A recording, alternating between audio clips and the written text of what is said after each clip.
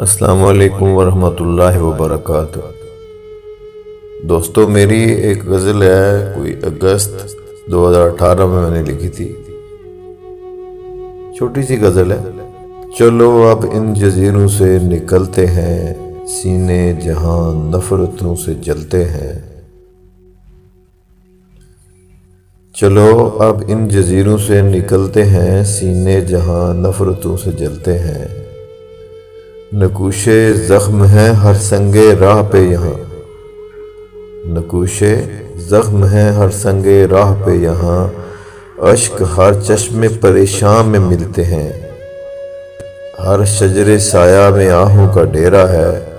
और गुल यहाँ हार बन के चुपते हैं, फ़ज़ा में शामिल है होने जिगर की बू, फ़ज़ा में शामिल है होने जिगर की बू।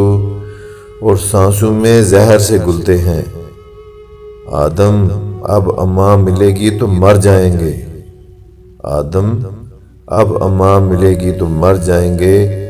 लोग रोज जो अपने डर से मरते हैं। चलो अब इन जजीरों से निकलते हैं, सीने जहां नफरतों से जलते हैं।